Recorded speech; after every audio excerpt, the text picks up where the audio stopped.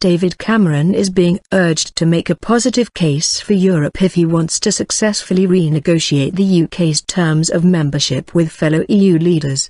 Pascal Lamy, one of Europe's most senior politicians, told the BBC other leaders wanted to help Mr Cameron win a referendum, but he had to help himself.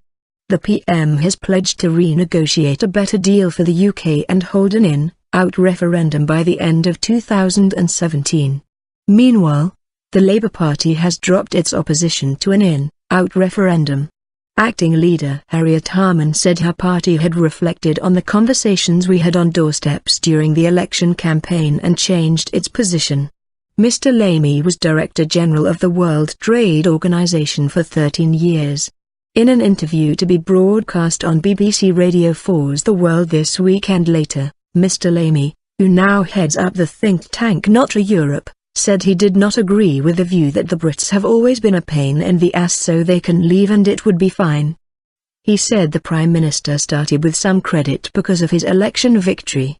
David Cameron won an election in a reasonably brilliant way as a politician. As a professional of politics he did a good job, and these guys are in the same job and they recognize that, he said.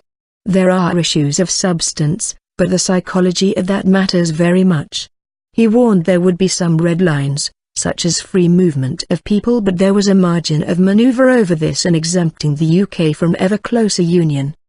He suggested Mr Cameron's tone would be important. Most European leaders, including myself, feel David Cameron needs to be able to make a good case for Europe in the referendum. They need to help them, but he himself must make a pro-EU case in the UK, which frankly hasn't been done for the last 15 years. There has to be some change to the UK narrative, which will probably be the price for a compromise.